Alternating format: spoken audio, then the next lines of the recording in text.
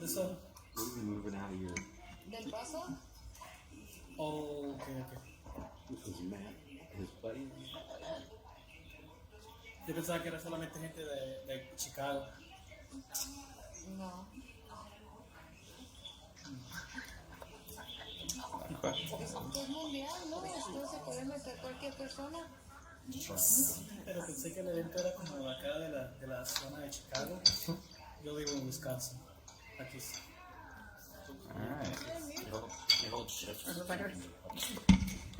We are live streaming on Facebook. All right, cool. And we've already got people watching, even better. This is kind of neat.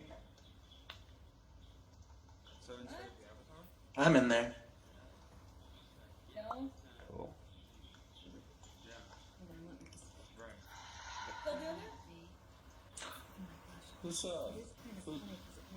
Can you guys listen to me? If you want to trade, let me try for you. Who's asking? We can hear. Okay.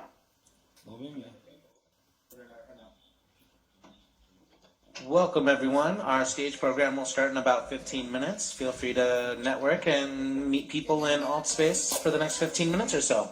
Still have 15 minutes.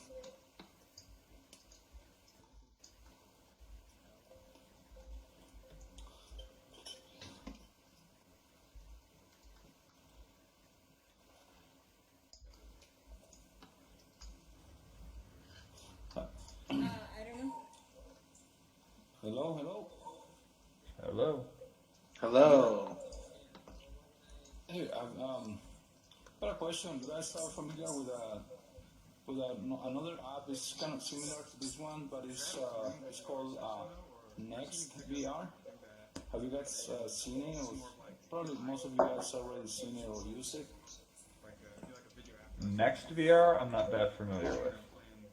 Alright, well, for those who don't know, that app is pretty. I find it very interesting because it has the option for like comedians and live events to be streamed by VR. So basically, you can have a VIP scene right there in front of a comedian, or like a boxing match. Yeah, I've seen a couple of that. They actually do live performance stuff in this application as well.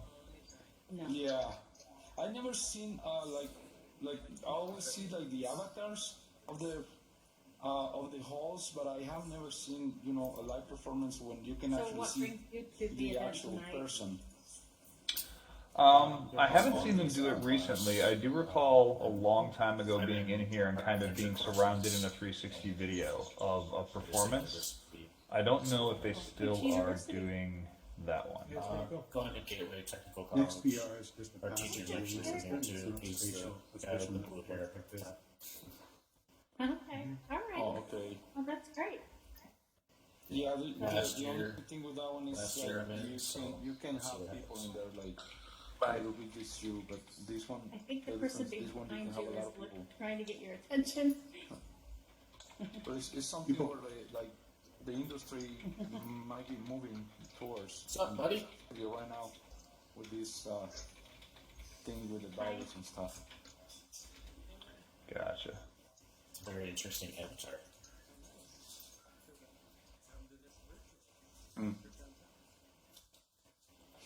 Question for you. What is this live stream on? Facebook, but what date? Facebook.com/VRAR-Chicago/live. Okay. That was crazy. Hello.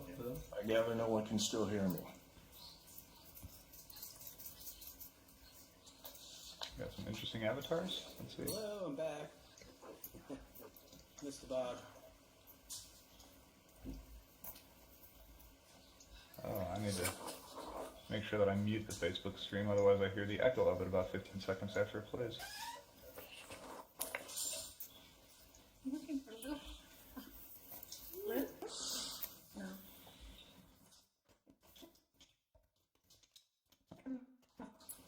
Hi, Rainbow. There we go. Well, Alright, we are waiting to see when Meg gets here. That's going to be kind of important since she's one of the presenters. Really, what's up? So, were you saying something about like they meet for get to class for like talk about instructional class. Can you hear me well? Can I be heard? We have 44 people in the room. Okay. You seem a bit far when you use your mic, but it's okay. And I have a little space set up for the structural. And that way people can meet there. I'll have you're part of the organization. by Friday. Okay. And then we'll have a bunch of examples in there. People can go over there and work through the examples together like this. Oh, that's great. Since we can't really meet in person anymore. Mm-hmm. So what time will be It's 1 a.m. where I am on Friday? in France. What time will be on Friday? I don't know. I don't have it set up yet. I plan to try it, and I'll know more tomorrow night during class testing. Okay, cool. Alright. What are we doing on time? It is 6:06 and the room is filling up. We've got about 45 people in here right now. You regularly So welcome everybody. Thank you for coming. This is my first time How you doing? Thank you for friend requesting me. I will do all that afterwards. I'm not going to look too much to it now because I would like to find out when Miss Meg. No, oops, it looks like Meg is here and she's in her home. Okay. So what did you do up in Ontario? Can you hear me? Are you a developer? I am No, So teach at a community college. basically trying to connect content developers with bigger companies. So, but I'm in VP of VRA Association in A lot France. of these people around me right here are my students. And yesterday I met Paola on LinkedIn and she And, offered me to come to the and city. you're welcome to come over Yes. and play. We're just getting into this and trying it out. Because, like, you know, you can't really meet in real life anymore. So, Are you from Chicago? this is our first attempt at bringing students to something. That was my thing. So this should be interesting. And where do you usually meet in Chicago? No, it's all on pieces right now. How do you do it? Yeah, it's not nearly the same experience. Yeah, okay. You mentioned this much. I was trying to talk to him. Oh no, he's asking if he's Chicago. He's glitching out. The virus Yeah, came I've been fast there. before we could get that far. Yeah, And yeah, so, I hear that. Good. I think I'm on mute, but I'm not we My were wife is lucky from enough Chicago. to we had switched over to Zoom for Wait a minute, wait. classroom environments. Did you find me? But in terms of all the other stuff, And what's the name of Hiding over there. we wanted. Yeah, That's actually me. That's the other that's one of my other accounts that's currently live streaming this to Facebook. Yeah, welcome. And, hopefully we'll see you guys around. This one? Yeah, over here. No, it's a good spot because it's kind of hard to get in front of them so that it can't block the live stream, and also it's got a good view of the room. You may want to recenter. Okay, I'm right for Bloomington. Bloomington, oh, okay, yeah. Yep. Yeah, that's So we got about 7 more minutes and we'll get started. I saw Matt. I saw you. Yeah. Yeah, I saw you. I saw Matt, and now everybody's disappeared. Right, right. Yeah, and Bloomington, normally has Illinois State. By the way. Yeah, the telephone thing, you're trying to click on buttons. So, we're just socializing. And what kind of headset are you using? Yeah. Oh, that's why. Because I think Oh, okay. I have a Oculus Flex. and then when you right now, I got out. Oh, Yeah. oh, with the Go, you can only have one hole? Okay. So I just made a friend who goes to college. Oh, interesting. Okay. So I'm gonna. Okay, bye. That's right. It sounded like your right side. Oh, Can you hear everybody? yeah. Can you hear 'em? But, yeah, I think there's a lot of common between the Go and You guys can get together and work on stuff.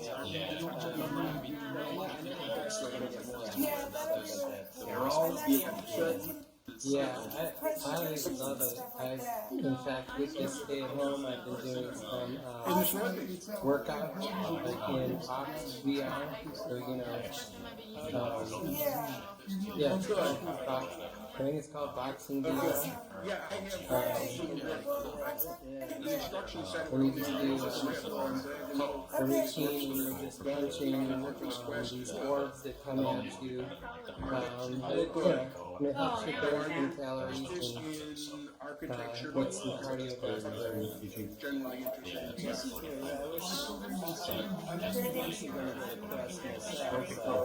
From what I heard, the backup. Yeah, I think that's right. Lots of background noise. Okay, so I'm letting everybody know, hello, welcome once again. In about 5 minutes, we are going to mute the audience. I'll give you a warning at about 60 seconds. Just because there's a lot of noise going on here, but it's great. So thank you for coming. We'll talk again in a few seconds. Got about 5 minutes until we will mute and start the program.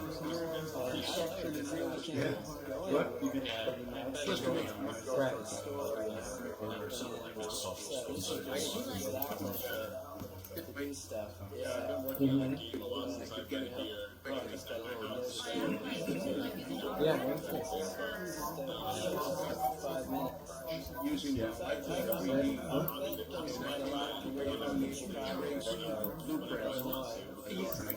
yeah, have you been to any of the ones in physical meetings?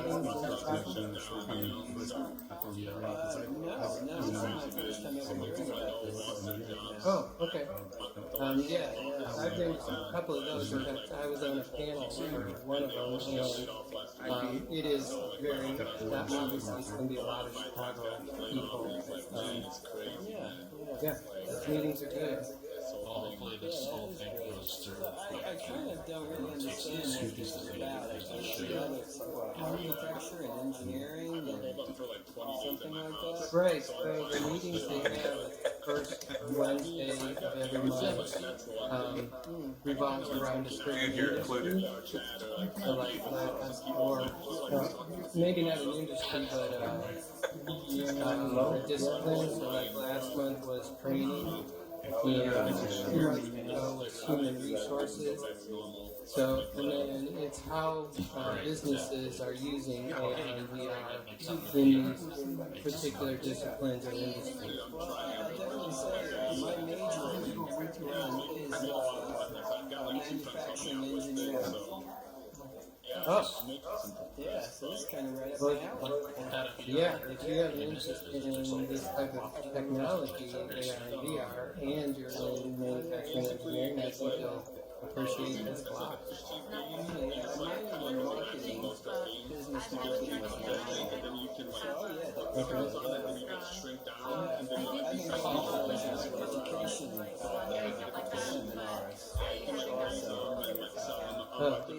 it's really good. Educators or something like that.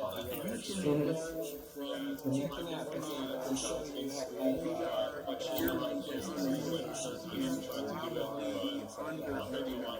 okay. It's really, they have a template already built, and all you need to do is import your game. That's interesting. Well, I'm near retirement age, so now I'm just consulting, helping companies figure out ways to use these types of technology. Writing a single line of code. You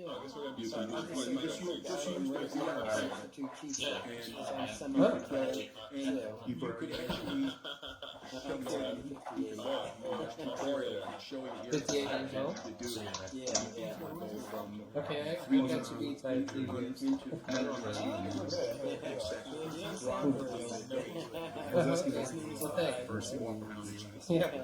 Yeah, your avatar, you don't look 58. Pretty well thought out. Took a month to figure out how easy it actually was. Well, I definitely do.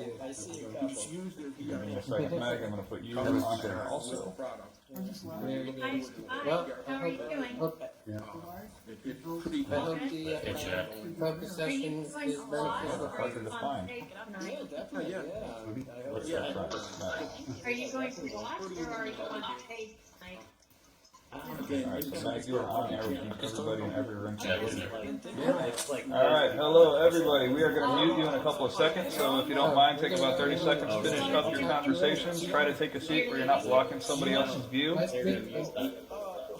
And we are going to mute in about 30 seconds. Okay, bye.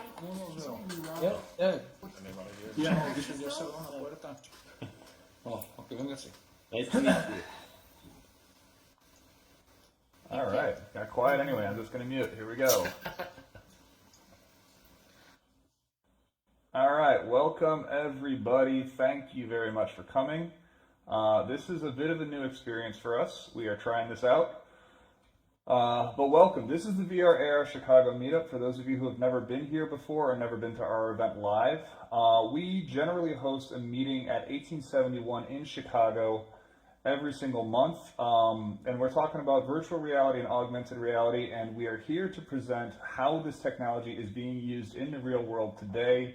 The goal of the event is really more about you guys and getting your questions answered. So what we do is every month we pick an industry topic and we bring in experts from that industry who are using virtual reality and augmented reality today, and we basically have them give a short presentation about what they're doing and what their area of expertise is, so that you know what questions you can ask them and so that you can kind of see what's going on in the industry and have a good just sort of feel for what's happening.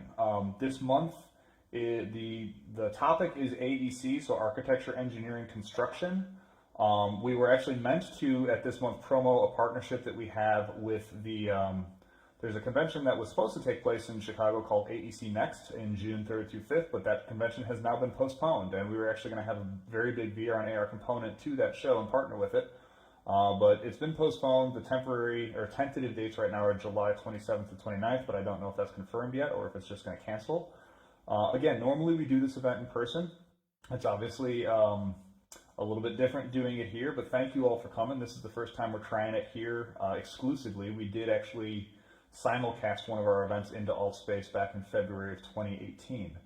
But that said, let's go over really quick what's going to happen tonight. So the way that this event works, normally we always start with some networking because it's great for the people in the space to get to know each other. Ultimately, the networking is one of the most valuable parts of the event, just so that different people who are working in the industry get to meet each other and talk to each other.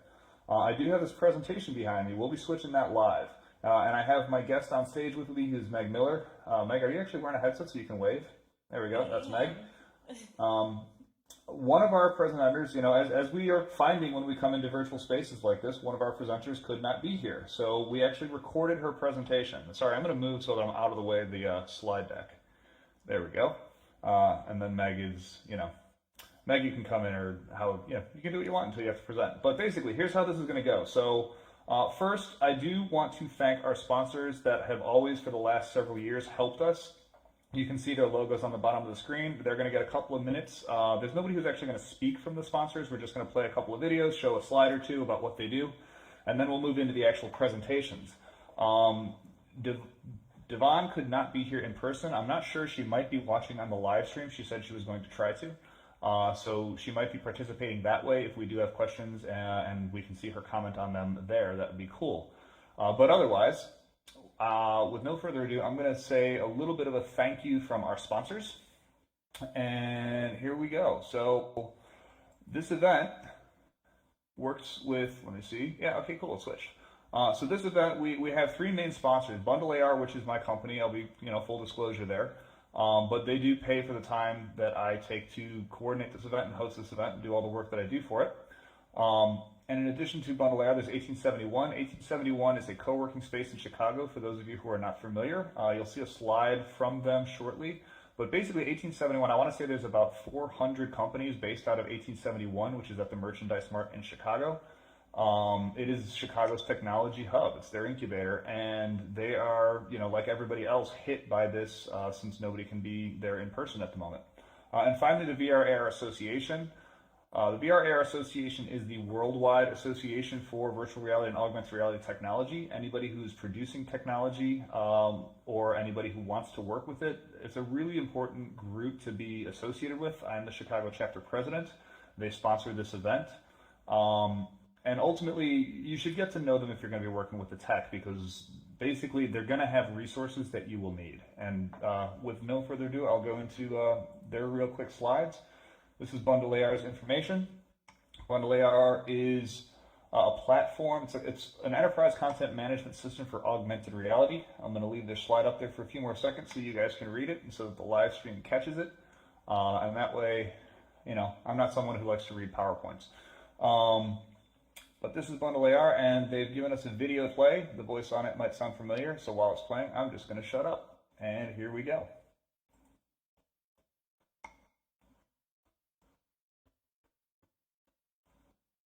Are we hearing audio? Shoot me some emojis if we're hearing audio on this, guys. If not, I'm going to go and reset it. Okay, you guys are hearing audio at least.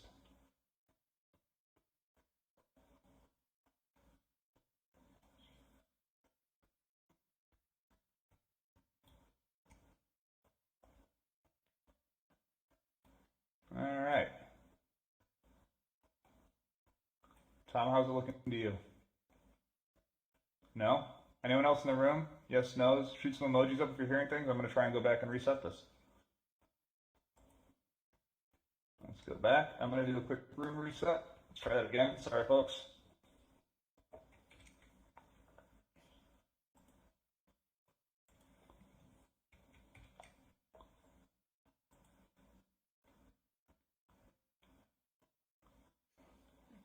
All right, we're going to try it one more time.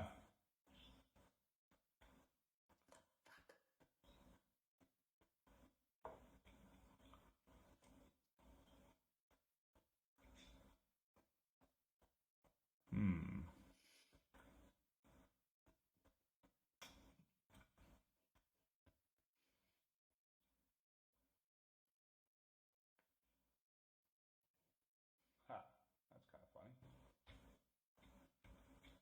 All right, I'm unmuting the room for a second. Can you guys hear this at all? Can you guys hear the video and see the video? I know it is different for different players. Yeah, we do.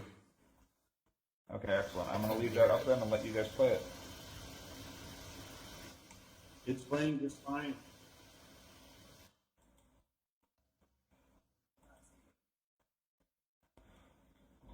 All right, so I have been told by the people who run the event that if you're not seeing this, you should try to just go out of the room and come back into the room, which I'm actually going to do with my web viewer real quick to see how that works.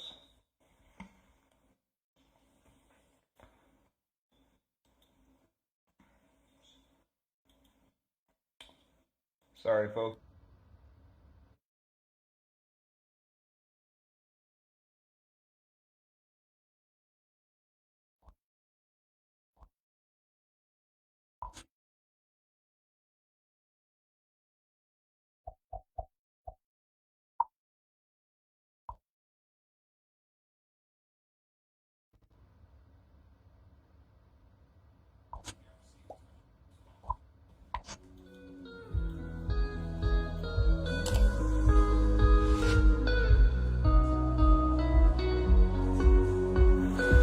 Augmented reality is a technology that enables you to place digital content in the physical world with a smartphone or tablet. Video, audio, call-to-action digital buttons, and animated 3D objects appear in context of what the camera sees on a user's phone. By using the Bundle AR platform, businesses and institutions can effortlessly integrate immersive AR technology into their communications platforms, helping you reach your customers, employees, and vendors through an easy-to-use augmented reality content management system, API, and mobile application framework. With our Publish Reality mobile application, you can enhance your static print and digital media and turn magazines, catalogs, mail, and menus into personalized experiences for your customers to pique their interest. Using Campus Reality, visitors can immerse themselves in AR tours with location-based digital guides to help navigate and inform them about the campus.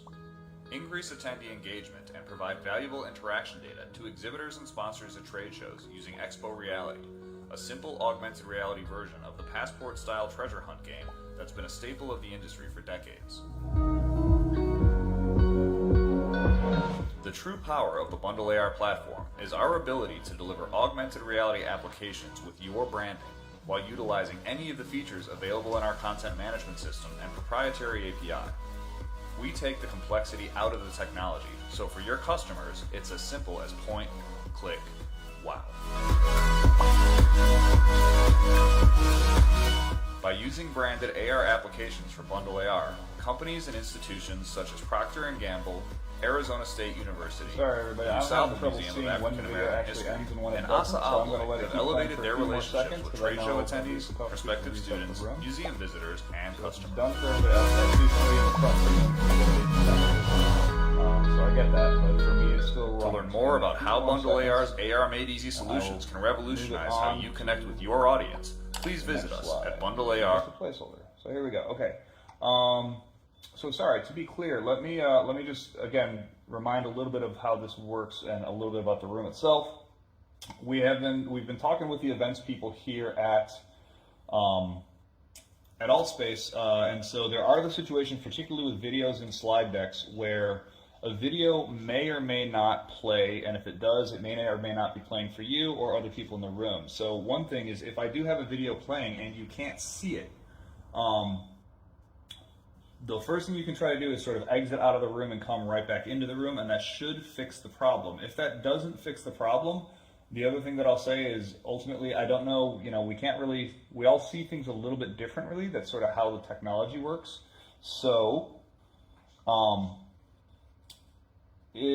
sorry, give me 1 second. There we go. If we have problems, what I'm going to do is when I do post this video online, I will splice the actual videos in so that you'll be able to see them full stream if you want to watch the actual stream of it.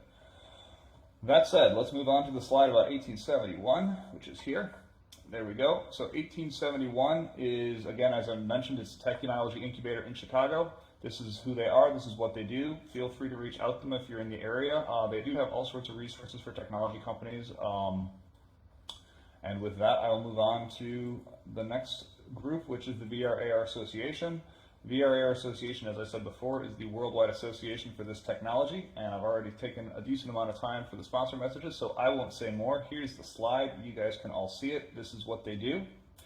And we're going to watch a short video from VR/AR Association that is much shorter than the other one, and I will basically let it play for about a minute and then move on whether or not I can hear it. In 1995, Microsoft bundled Internet Explorer with Windows, for the first time making a web browser part of the most popular computer operating system. By the year 2000, if you didn't have a website, you regretted it. In the year 2007, Apple launched the iPhone, kicking off the mobile revolution. By 2010, if your organization wasn't executing on a mobile strategy, you'd already fallen behind. In 2016, Microsoft released the HoloLens, Facebook launched the Oculus Rift, and HTC released the Vive. In 2017, Apple and Google made augmented reality part of the operating system of nearly every mobile device on the planet. Hindsight is 2020. What's your virtual and augmented reality strategy? Need help? Join the VR/AR Association. Okay. And hopefully you guys all saw that video and it worked out well. Video does seem to be moving a little bit better on this time. And so the next thing I want to talk about again is that our first presenter, who could not be here in person, is recorded a 10-minute video presentation with us. So hopefully this will work well for her and you guys will be able to see it. If we do run into problems, again, like I said, try to exit the room and come back into the room. I'm going to let it play for just over 10 minutes, whether or not I can hear it. And then, I know how long the video is, so if it doesn't seem to be working in the room, I will splice it into the live stream after the event. But here we go with Devon, who is a media designer from Gilbane, and she actually spoke at our last AEC event last year as well. She's a great speaker, so here we go with her presentation, and thank you very much. Hey everyone, this is Devin Rutkowski from the media studio in Gilbane Building Company. I am actually from Milwaukee, Wisconsin, and I'm supposed to be traveling down to Chicago today and present for you. So unfortunately, with some computer restrictions, I wasn't able to join you in AltSpace, but I hope that's all going well. And I really wish I could be there, but unfortunately I will be just doing a presentation for you. But here we go, I'll just jump right into it. So I work for Gilbane Building Company, which is a family-owned, privately held, family generation held company, and we were established in 1870 with over 3,000 employees worldwide. So like I said, I come from Milwaukee in the media studio, and we are actually the only in-house media studio within the company based in Milwaukee. There are 6 members of us that serve the entire company to all regions. This has given me a ton of great exposure to coworkers and relationships around the country. I'm constantly talking to everyone, East Coast, West Coast, Houston, everywhere. We have a ton of different key market sectors that we work for and build for. Federal, higher education, K-12, residential, healthcare, commercial, and so on. So we have about 18 core market sectors, and so I'm basically never bored modeling different models every day. So we get involved from day one when the business development managers want to propose and present for a project that we want to win. We use technology to look at the project holistically and conceptually. How are we translating that? So how do we do that? I am constantly talking to either the business development managers or actually project teams, operational teams that are on the field building these buildings. If I didn't have their information, I wouldn't be able to make this stuff up. I went to school for art and design, so what I'm doing is I'm translating their construction markups and their plans and translating that into something simpler to people who've never seen plans before. And that's great for me because I can kind of translate that to a way that I never used to see these plans every day. So I get this information from the construction workers. So this is actually a really nice markup as on the screen. It's really nice compared to some of the napkin sketches that I've gotten, but that's our job, is to take these napkin sketches and ideas and turn them into actual projects. For example, this is one 3D model that shows exactly what the information that the client would want, where the fence lines are going, where the gates are going, where cranes will be, where the potential swing radius are, where trucks are coming in and out, and how the public is being how they're being moved around, or if they're not, if they're keeping it normal, that's good for them to know too, to translate to the public. And so once we give that to the clients, then it's a little easier for them to understand a construction plan or a construction worker talking in their lingo. They may not understand that necessarily. So through this presentation, I'm just going to go through the main things. I work in pre-construction, so everything on the left-hand column is where I live, but we do use technology throughout the whole construction process, pre-construction, construction, and post-construction. Our workflow in the media studio is starting with Autodesk Revit. We'll usually get the drawing plans from the architect, and then we'll create that model in Revit, translate and convert that model into Autodesk Maya, clean up some geometry, clean up some mesh, assign some materials, and then we easily flow that into Unreal Game Engine, where we can get realistic lighting and textures and executables from there. And I can go through what we can execute from there after this.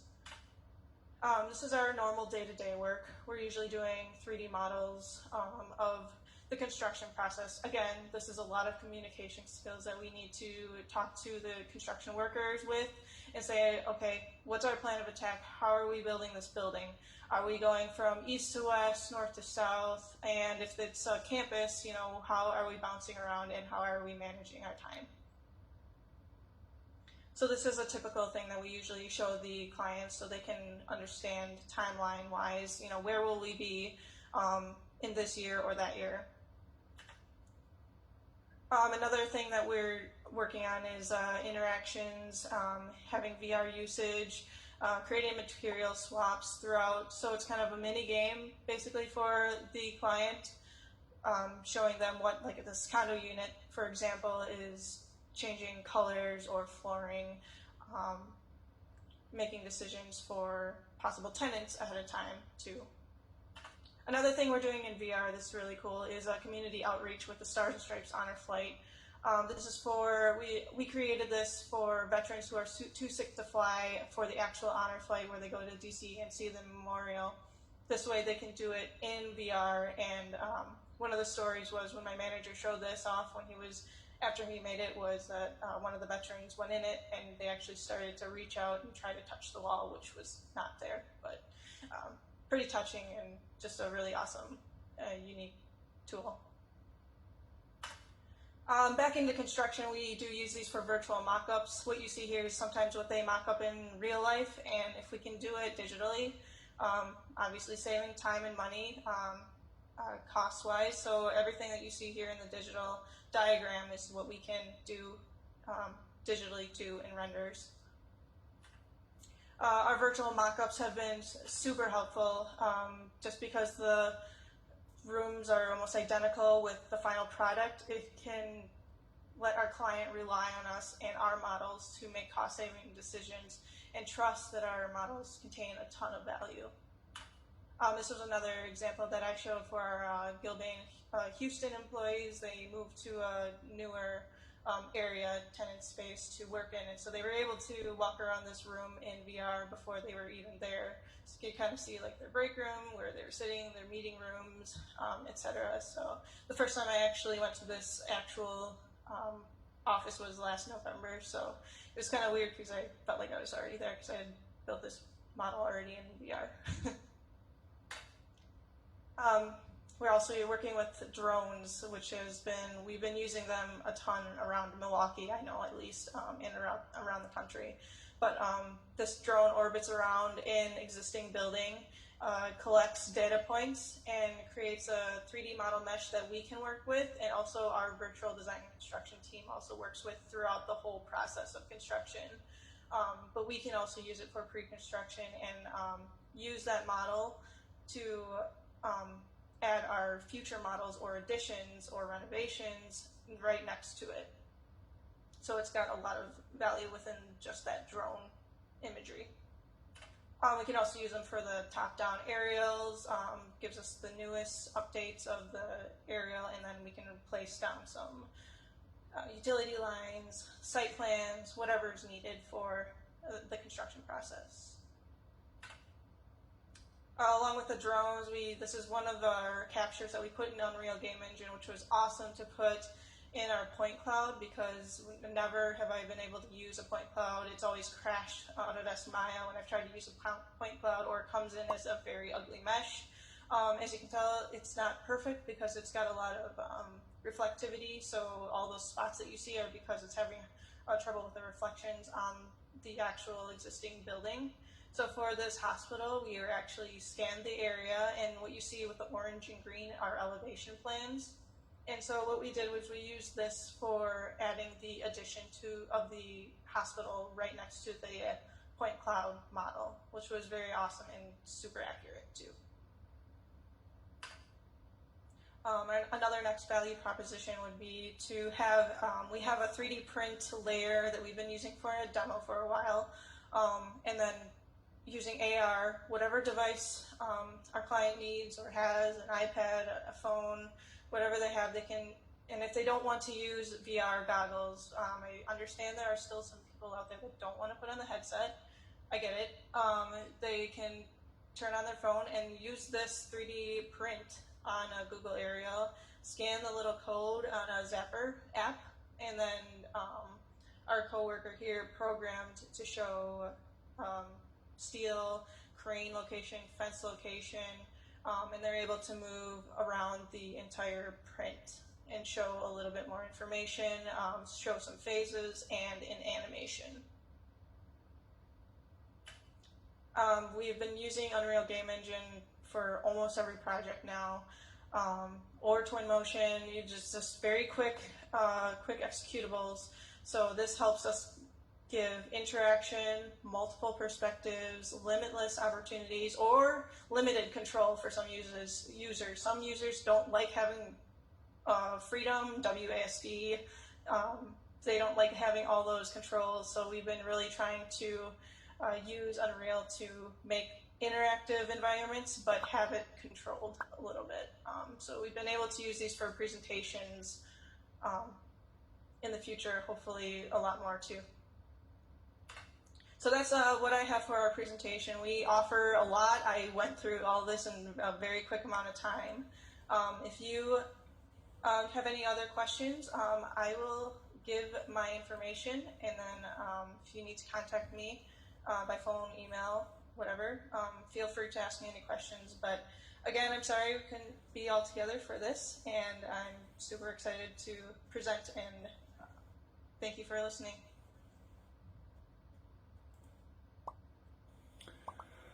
Okay, thanks everybody. So again, that was Devin Rutkowski from Gilbane. Her information, so again, this is one of the things I do want to stress. This event is about you guys, so before I invite Meg to the stage, the thing you guys should know is that the presenters have put their LinkedIn information and their contact information. If you go to vrarchicago.com and you search for this event, every event we've ever hosted on any topic we've ever done, it exists on vrarchicago.com. If you go to events, you can go backwards in time, and there's links to the live streams because we've live streamed the past several of our events, as well as each page has a list of who the presenters were, and those presenters have, in many cases, given us their either their LinkedIn or their Twitter or their Instagram or their Facebook so that you can contact them if you want to reach out to them for any reason. If you guys could, I know I've got everybody muted, so if you could just shoot some emojis just to make sure you guys all heard all that. And then I will invite Meg to the stage. All right, I see some of those. That's great. So Meg, come on up. And next we have Meg Miller from Gensler, and I don't even know if I'm saying that. Am I saying that correct, Meg? You should already be megaphoned. Can everybody hear Meg? Yes? Okay, cool. Yep, you sounds like you're good. It's Gensler. Okay, I'm going to go to the other side of the stage, and I'm going to mute myself, and if you need me to change slides, just let me know, and I'm going to go hit your first one right now. Sounds good. I'm going to try to move myself. Sorry, guys. I am in a headset with a controller trying to figure this whole thing out. Hi.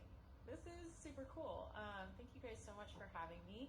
I actually did a talk, I think it was almost 3 years ago now, while I was at my previous role, and I'll speak to a couple of projects that I've done in the past, but you can go ahead and go to the next slide. So just a quick overview about me. I have been working in VR, AR, real-time technology for about 8 years now. Like I said, I'll talk about my previous role and kind of how I got started. But one thing as I start talking that I like people to know and understand about me, my whole background is project management. I was a producer in my previous job. I've always been very client forward, heavy client relations person. So I'm not super technical, just in case there are any technical questions. I'm the first to say I don't know. If you ask me a question, I don't know, but just so you guys are aware, I started as a receptionist, and like my first day being trained was like, okay, you are the first point of contact for a client.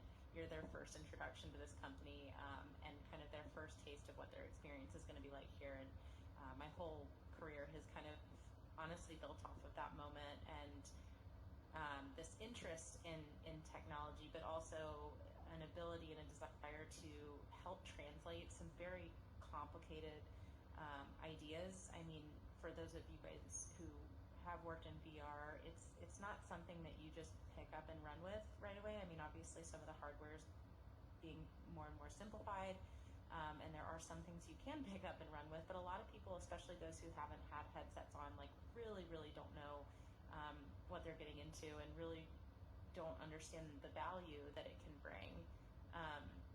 A person that I used to work with always loved the Henry Ford quote of, if I'd asked people what they wanted, they would have said faster horse. And I think we're getting a little bit past that point in VR, but definitely in the early days, it was, people said, I don't want VR, I don't need VR, why is this a thing? And I gotta find it, but my favorite YouTube video is actually people being interviewed about cell phones when they came out, and everyone's like, I don't want a cell phone, why would people want to contact me outside of my home or my office? And look at us now. And it kind of goes back to that video we were just watching a little bit too. It's like you have to adapt these technologies and you have to understand them sooner rather than later, so you're ahead of the game. Anyways, that's me rambling a little bit. You can go to the next slide. And I'll get into my past career. So I used to work at Framestore. I started my career in New York, like I said, as a receptionist. And very quickly moved into what was called the digital team. Digital was kind of all, yeah? I'm very sorry to interrupt you. Can you, on your microphone, can you mouse over your microphone and see if you can increase your volume? We're hearing a lot of this. Oh. It's quiet. Is that better? Everyone else, you guys don't tell me. I'm hearing her very loud, so it's hard for me to tell. Alright, I'm sorry to interrupt. I will shut up. No, I'm glad you did. Seeing lots of clapping and hearts, so, oh no, sad face. Mic volume, hang on. Is that better? Is this better? I found another button.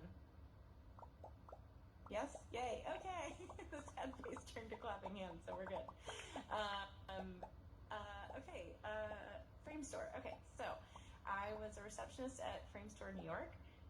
Quickly switched over to, like I said, the digital team. At the time, that was kind of a mishmash of things, some websites, but the big thing that we were playing with was real-time technology and working at this traditional visual effects company. How can we take these assets that clients are paying for, like the Geico Gecko, for example, is a big character that's done out of that office, and how can we give our client more and more interactivity and more for their money? Anyway, so that got us into Unity and Unreal and all of those fun things. And so when the DK1 came out on Kickstarter, we were just thrilled. We got one in the office right away. And the first project we did was actually that Game of Thrones exhibit image that you see there. That is, if you can't really tell, but it is a DK1 on their head. That was before Facebook was involved or anything. And it was kind of the first real use of commercial use of VR. It was incredibly successful. And when your first client is HBO and you have Game of Thrones content that you can then demo for new clients, it all happened very quickly. And before we knew it, we were getting calls every day from things to things that made sense, like Marvel, and things that didn't make sense, like toilet paper. Not really fun to make a VR experience trying to sell toilet paper, though. We came up with all sorts of ideas. But anyway, this is the summary in all of this is I was in entertainment, in advertising, doing VR that was very quick turnaround, very scrappy is a word that clients love to use when they don't have big budgets, and also very exciting. I mean, we were filming things in 360 cameras, having to hand stitch everything before automated stitching was a thing for compositing. But this is really how I got started, how I started loving the technology, solving problems in the technology, and seeing what's working, what's not working. And then when we get a call from a client that says, hey, I want a VR, learning how to facilitate that conversation, because we always use a metaphor. It's like building a house. Do you want 2 bedrooms? Do you want 5 bathrooms? Do you want a pool? Do you want a movie theater? And helping them understand that I can't just give you a number and a price and you magically get a VR. It's a process just like anything else. Which brings us to what I'm doing now, which we can go to the next slide. So Gensler is a very large, we've got about 48 offices, I think 6,000 employees. It's an architecture firm. I say architecture, it's design and architecture. Architecture is certainly not the only thing they offer. They have interiors teams. The team I'm on is called Digital Experience Design. So what we're doing is looking at physical spaces, how people move through those spaces, and moments where there's opportunity for interactivity or data visualization, or a lot of what we get is a screen on a wall, but pushing for other ways to think about how to integrate technology into physical spaces. So 2 specific projects I'm going to talk about. The one on the right, so the one where it is a screen on a wall. This one has been built. It's in Houston, if anyone's down there, at 1100 Louisiana. And our Houston office was doing an interior refresh of the space. And one of the things that was proposed that we got involved in was this very, very large screen. So the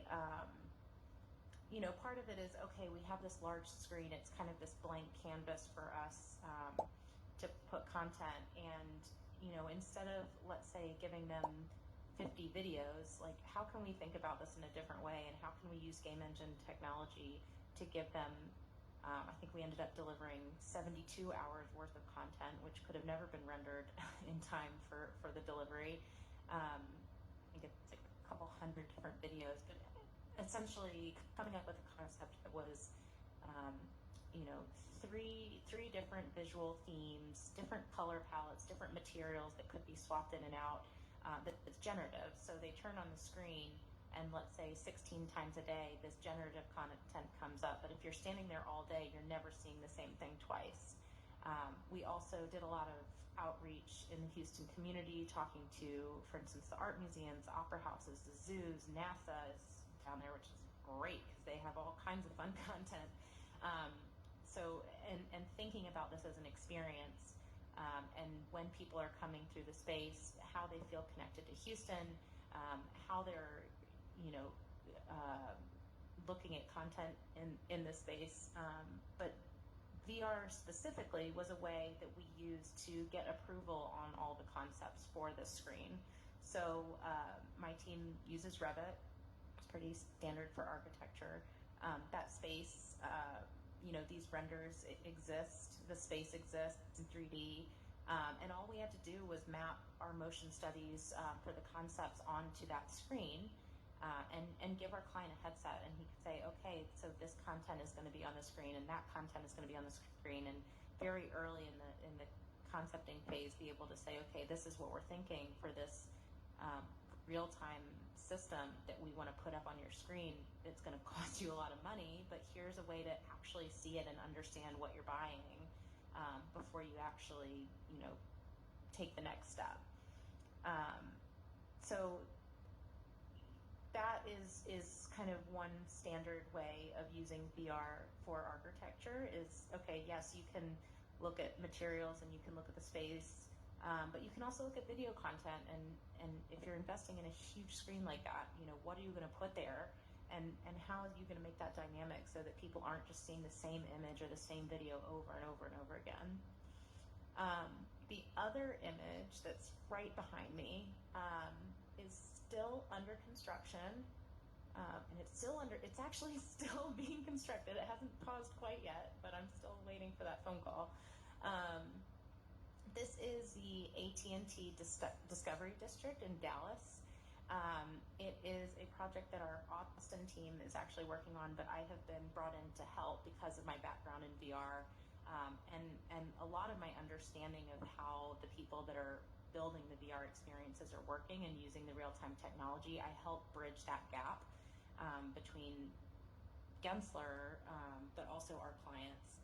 So this, it's so weird that I can't point or have like a laser pointer or something. I don't know if this hand really works, but this silver. Have a laser pointer in the lectern. Oh, I do? Yep. It's on the middle shelf in the lectern. Okay, hang on.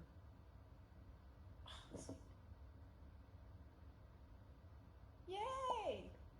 I love this. Okay, so this silver dome-looking thing here is actually an interactive experience. So you will, if you're walking around this space, you'll hear the audio. You'll ideally walk over to the dome, and when you walk in, different audio and lights will be triggered based on, for instance, how many people are inside, where you're standing, what time of day it is. And so in order to make this all happen quickly, we are able to build the entire experience in VR, get the entire thing approved so that, and especially in this climate, we can get that far, put the entire project on pause until we're all able to actually travel and get down there, and then we just have the green light to program everything. So yes, there'll still be reviews on site and there'll still be testing. I don't think that's going to completely get rid of all client feedback, but at least it should help the process be much smoother. And as a project manager, what I love is I will actually send a document to the client and get a physical sign off on what we've created. So when notes start coming in, you have something to go back to and say, hey, this is what you saw. Yes, it was in VR, but you did sign off on this. And not that we wouldn't continue to address our clients and always try to make the experience better, but for those who have done project managing before know that the client will never stop giving feedback until you either have it perfect, which is pretty rare, or you run out of money and time. So yeah, I think this is a particularly interesting use case of VR, like I said, because especially right now, I was literally supposed to be in Dallas this week working on this install, and obviously I'm not. I'm in my sweatpants giving you guys a talk, but it allows us to continue to move forward. I have all the audio team, the team in Montreal that's doing the development, and my team, still working and still doing client presentations until this is approved. And like I said, then waiting until we can get down there. So I love that VR has allowed us to continue working for many reasons. But one is just, I think it's in a time like this where you're hearing a lot of projects being put on hold to at least hear one that's still moving forward and in the right way is nice. Okay, you can go on to the next slide. So the future. I'd love to say this is blank because I'm giving you a blank slate to think about all the wonderful things you're going to make in VR. It's actually blank because I can't show you any images of stuff that we're talking about for the future. I obviously am under NDA with my company and can only show you the things that are under construction right now and the things I'm working on right now. And even those 2 images which have been released, there's more coming as these things get their official PR. But we are, as an architecture firm, thinking about more than just physical space and buildings. And I actually was just telling Matt, I had a conversation today with someone about virtual space, and there's a lot of people at our company that are really, really interested in virtual space and what that means for architecture. I mean, we're already building these real buildings in VR for review purposes, so what's stopping us from, yes, I understand that there's graphics issues, and if we're going to make it super realistic, we have to think about limitations of game engines and graphics cards and all that kind of stuff. But this space right here, this could be something that an architect has touched and influenced and thought of all these crazy ideas that might not be able to exist in a physical space, more than just a not knocking the room. It's beautiful, but it's a brick cube, kind of a cube, with brick. So maybe there's something else we can do here. And especially, now with everybody working the way they're working, there's just so much opportunity. And I guess I just always like to let people know that you might not be seeing it. It is happening. Like I said, Gensler is the massive, massive company with a lot of architects that some of which are excited and dreaming about these things, some of which are a little bit more stuck in their ways. But, Gensler is the type of company that really puts this stuff forward and gets it out there in front of, like I said, clients that might not necessarily understand why there's a need for this technology or how it can benefit them. That's really all I've got.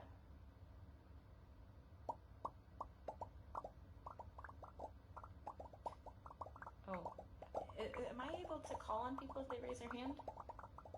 Or do you want to open it up to questions? Okay. Okay, I saw some hands raise it. Yep, so here's how this is going to work. And I got a megaphone myself, so give me a couple seconds. There we go, on megaphone. All right. So how this will work is in a few seconds I'm going to turn on a setting here which allows me to basically say audience participation, which means you guys can raise your hands.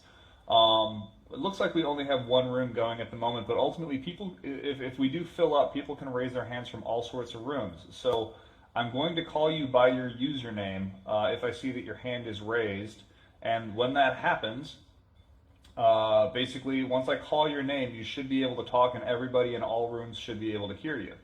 And that's how that's going to work. So there should be a little button in your controls in front of you in a few moments that it's going to light up and say that you can raise your hands. If you would like to ask a question, feel free to raise your hands, and I'm going to talk directly to everybody on Facebook right now as well. If you guys want to ask a question, I am watching the Facebook feed, so if you have a question, feel free to ask it in the comments of the live stream. And I will be able to read them in the room. So that said, you guys should all be getting a notification right now that hand raising is allowed. And I'm already seeing the first hand up, so... Oops, sorry. What's I up? was trying to put the laser pointer down.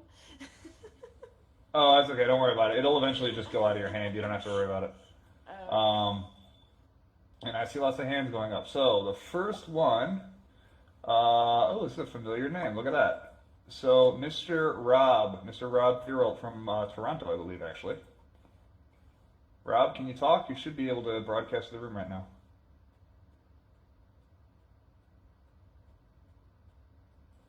All right, I'm not hearing Rob. Give me a second, and I'm going to try and turn your microphone back off and back on. Give me just a moment.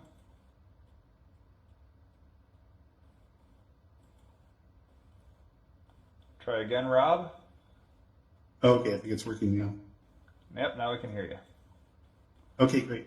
Nate, thanks for that presentation. That was really interesting. And I understand from, so I'm an educator at a community college, and we have an architectural technology program, and they integrated virtual reality a couple of years ago into their curriculum, and they use Revit, which was mentioned in the previous presentation and in yours. I'm just curious, what software platform do you use for interior design? Is it the same program, or is there something else that's kind of an industry standard? Yeah, that's a good question.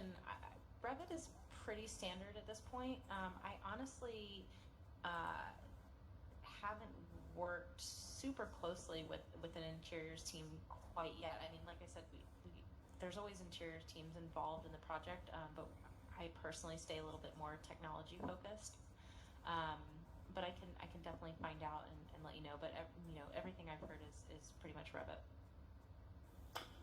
All right. The next one is Mr. Bob 58. Give me a few seconds. Mr. Bob 58. Yeah, try asking your question. Yeah, can you hear me? We can hear you. Oh, okay. Yeah, I'm very interested in your companies and stuff like that, and I'm a manufacturer engineer. That's what my major was. I'm semi-retired, so I'm a substitute teacher, and I am trying to introduce this to the high school kids because I believe this is the future, you know, one of the avenues of the future for the kids. So I thought maybe later on I can maybe someday get in touch with you guys and help me maybe introduce this to the high school to, you know, to teach them and maybe in their technology classes. Yeah, so go ahead, Meg. Oh no, I'm always happy to do presentations for kids. I think it's I certainly didn't know about all this when I was in high school, so I kind of wish someone had told me, you know, these worlds and opportunities there. So happy to do a talk, and you can certainly reach out to me on LinkedIn. Oh, yeah. Oh, sorry, Bob. Generally, I do turn people's microphones off after they're done asking. So if you need to talk again, just raise your hand again, and I'll try and get back to you. But that said, I would definitely say try to connect with the VR AR Association. My information, you'll see, it's very easy to find me. My picture is up there on the slide behind me right now. My contact information will be on the next slide as soon as we finish the Q&A portion, and I'm very easy to reach through any of the channels about actually running this event. You can find me. But VR AR Association does have a lot of resources specifically for students and specifically for educators. There's actually an entire education committee, so getting people access to the technology and the resources they need to be able to, learn about this tech. The one thing that I say a lot is, this tech is very much like the web in a certain degree. It's going to touch everything we do. It's going to be something that we use on a day-to-day basis in the coming years. And this is going to be basically the interface for how people interact with data. We've been interacting with flat screens for a lot of years, and this is where it's going to go. So absolutely, high school students should be learning it. And we want to make sure that you get access to the resources you need to do so.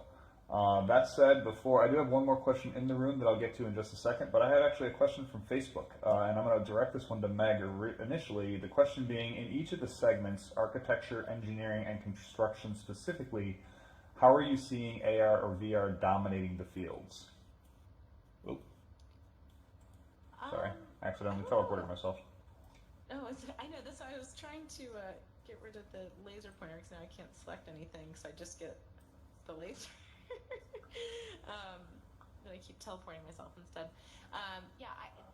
Dominating is a strong word. I don't know if it's dominating. It's something that we're using. It's a tool that we're using, and I think one by one clients are understanding how it benefits them. It's something that we always offer, but obviously they need to include in budgeting. So if they don't want it, they don't get it. Or that said, when there's a large project and we can make it work, we do. But I think it's continuing to get people exposed to why it's so useful and how it does benefit them. We'll continue to see it grow and see it be standard for every project.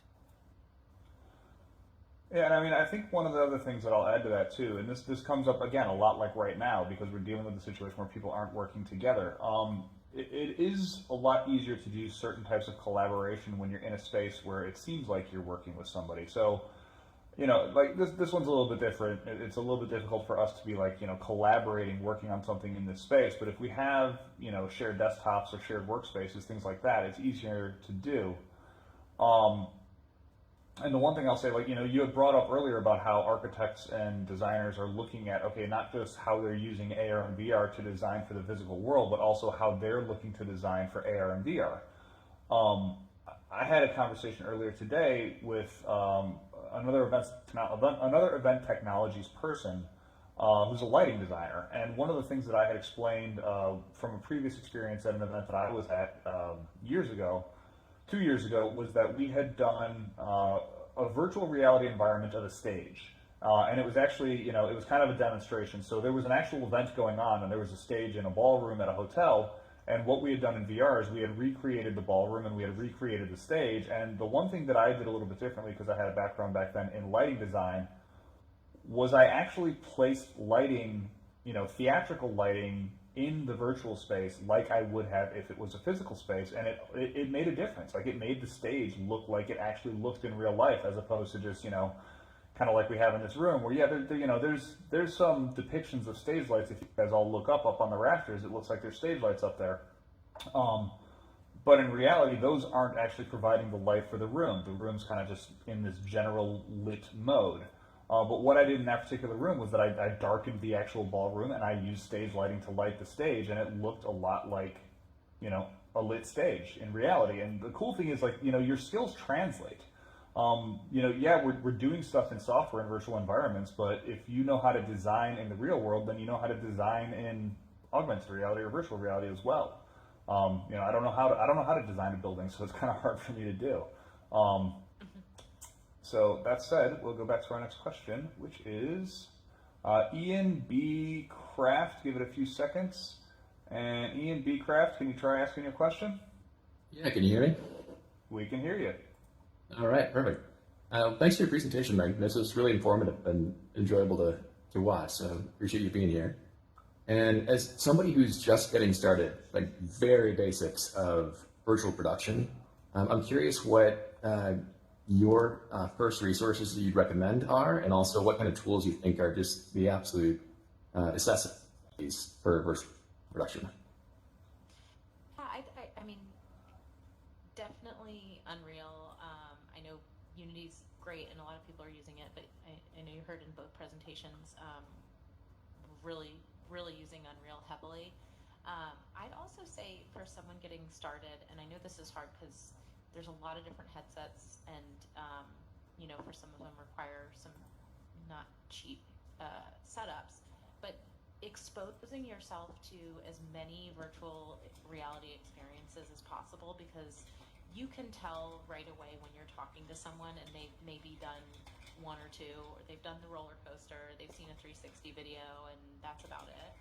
I think where you get really interesting conversations and where it would benefit you, in an interview situation, is being able to speak to, your favorite experiences and why, or your least favorite experiences and why. Like, what makes you nauseous, what is comfortable, and because I think one thing that happens to me all the time is I get people that have these great ideas, and I hate, I never want to be the person putting ideas down, but there's also a realistic aspect to it of, what's going to make people nauseous, what's going to be comfortable, what works and what doesn't work, and the reality is that some things work and some things don't, and having as many examples and as best understanding of that as possible is a really simple but powerful way to start.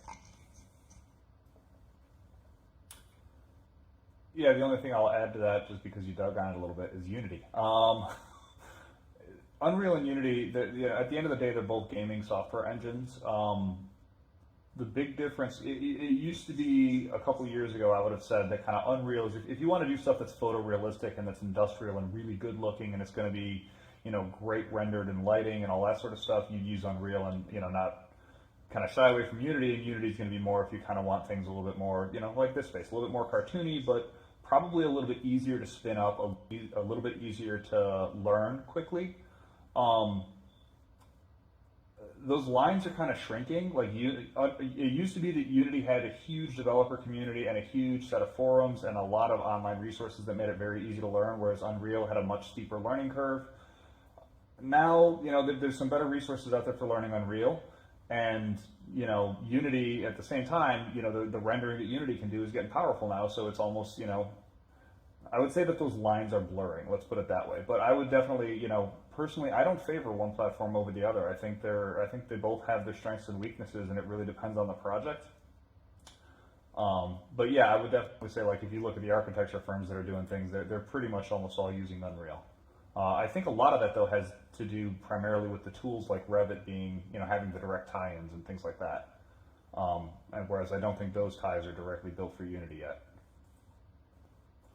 Okay, so the next question, I'm not going to try and guess your name, but it's basically 4RRRRR53. Give it a couple seconds and you should have your microphone turned on. Although, hang on a second, that did not work well. Give me a second. Giving this person one more try. And actually, it looks like they may have left the room, or they may have just canceled. I'm not sure. So, with that said, we are going to go to the next question, which is Amelia Calder. You guys be quiet. Amelia, you there? Hi. Amelia, you there? Can you hear me? I do hear you, and I hear an echo. So I'm going to stop talking until you're done with your question, and then I'm going to mute you. All right. My question is, do you guys have any safety plan in place to prevent people from turning this into, any inappropriate, show, so to speak? I know there's certainly inappropriate uses of VR, and I think a lot like the internet, you're not going to be able to stop all of it. It's just a natural progression of technology, unfortunately.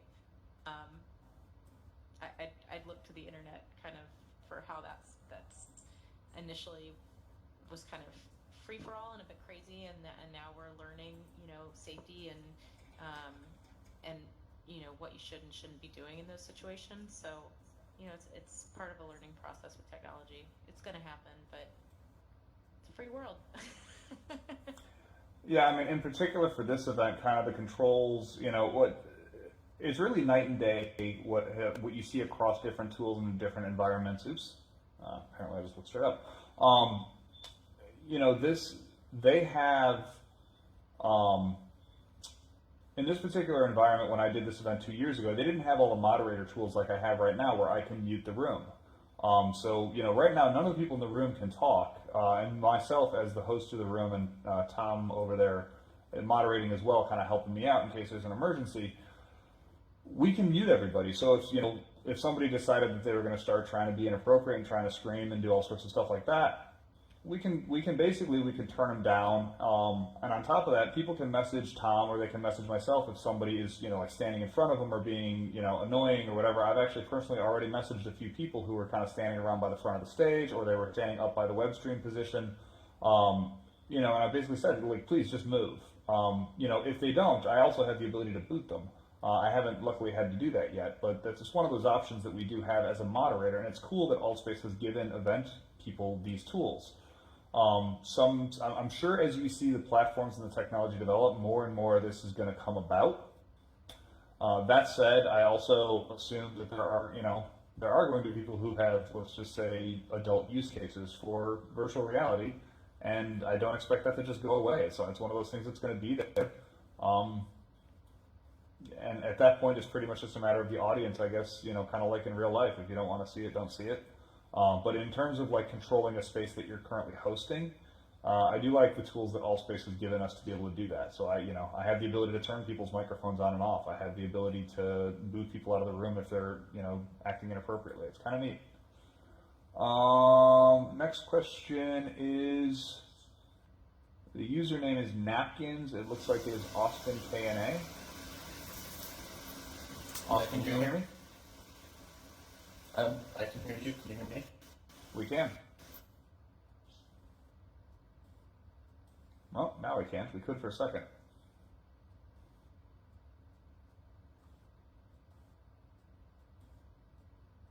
All right, Austin, I'm going to give you a few more seconds. I heard you for a few moments there.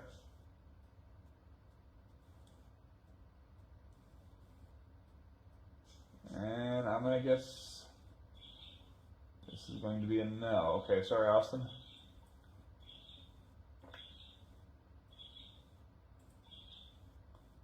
I'm going to try and turn your microphone off and on one more try.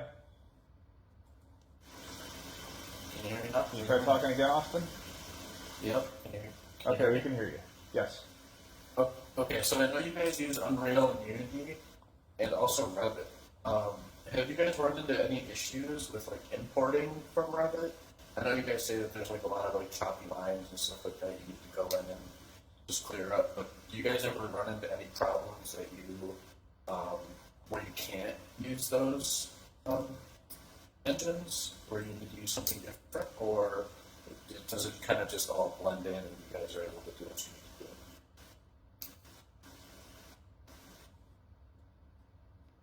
Yeah, I'd say that would actually be a great question for Devin. I'm sorry she's not here. I'm not in those tools all day, every day. My team is, and if there was a major issue, they would let me know. But I haven't run into anything, but she would certainly probably have a better answer for you. Devin is, I saw her pop up on the live stream, so we'll see if she wants to type up an answer on the live stream. It takes about 10 seconds for the delay to get to her, so hopefully if she's there, she can comment and we can read off in the room.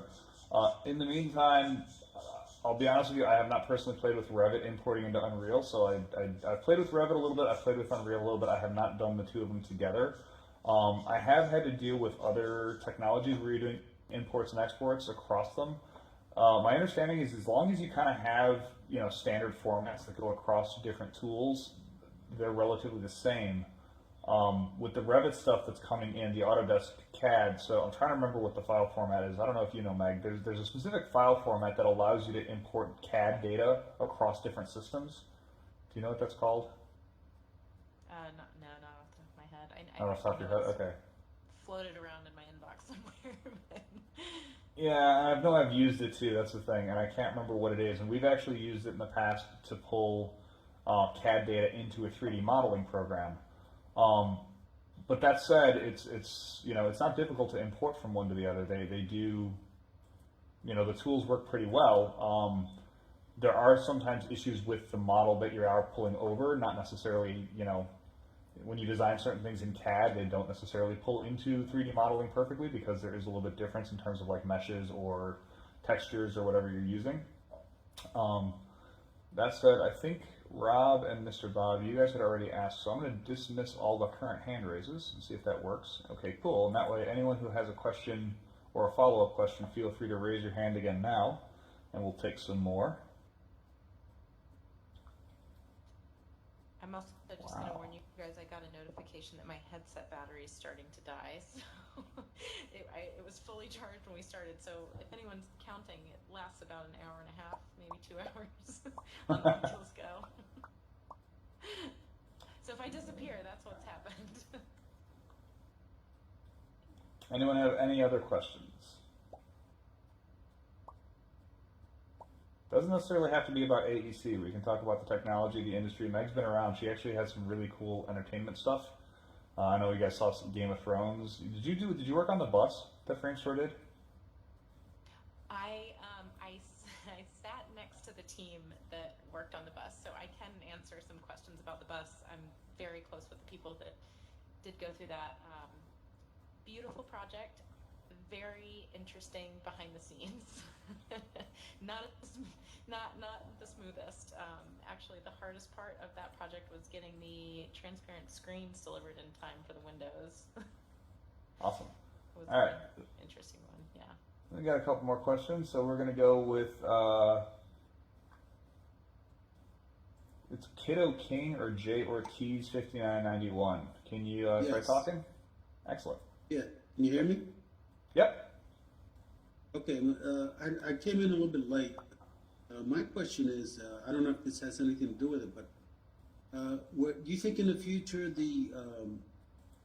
as far as the holographic or holograms, would they ever be introduced in AR or VR? Can you be a little more specific? Well, you think there, are simulators and, as far as, our images, you think they'll be improved through holograms or any other, technology? In terms of using holograms, so hologram is a fun term because the hologram does actually have a scientific definition, of imagery having to do with lasers and things like that. I think if you're talking about like 3D projections in space using augmented reality, I know, so Devin made reference to that in her presentation, that they're using augmented reality already when they're trying to show models on, basically additional information on top of 3D models. My company, Bundle AR, we have worked with architecture firms as well as at least a couple, I want to say 1 or 2 construction firms, I'm trying to remember exactly. But we've done work in these spaces revolving around this technology and actually, showing people, what a 3D projection of a building will look like before it's built sometimes, or, in terms of VR, placing yourself inside of the building. You're still trying to get rid of that laser pointer, it's funny. I don't know how to do it. I'll find out the next time. Did you have anything you wanted to answer on this question, or no? While I'm holding it. I always wonder when people bring up holograms, I always assume they're thinking about Star Wars and Princess Leia, and no, we're not there yet. Hologram technology, in my opinion, looks good on YouTube, but doesn't always look good in person. It's the Pepper's Ghost thing that's been around for centuries, really. Since the Victorian era, so yeah. You're talking, if you're talking holograms specifically, I'm a little bit of a skeptic on it, but I'm sure that it will get better and someone will crack it one day. It won't be me. Well, and I mean, like, about image. Go ahead. No, go ahead. I was going to say, Bundle AR. We have the exhibit that we've augmented at the DuSable Museum on the south side of Chicago, where a 6-foot tall, 3-dimensional, animated Harold Washington welcomes you to his exhibit. So, is that a hologram? Well, I consider it an animated 3D model. I don't really look at that as a hologram, but that might be what you're talking about. And it looks pretty real. We showed it in the video that we had playing, the one that had a lot of trouble viewing. So, but that said, I do have a whole lot of hand raises up, and we're kind of coming close to the end of our time. So I'm going to try and get through some of these questions real quick. So starting with Mark Prasad. Mark, oh hey Mark. Can you try talking, Mark? Nope, you turned yourself off. I'm going to try and turn you back on one more time. Just try talking, Mark. Hello? Yep. Hello, we can hear you. Can you hear me? Perfect. Yep. This is awesome, so thanks, and thanks for the presentation, Meg. The question I have for you is around, how's the adoption from your clients been, and can you talk a little bit about apprehension that you're facing in the field? Yeah, less so now. Initially, when we were doing this early, people were very worried about being nauseous. I know that was thrown around a lot in the early days, and like I said, there's do's and don'ts. And luckily, when you're looking at architecture, we're not throwing people around in a roller coaster. It's very different than some of the experiments we're doing on the entertainment side.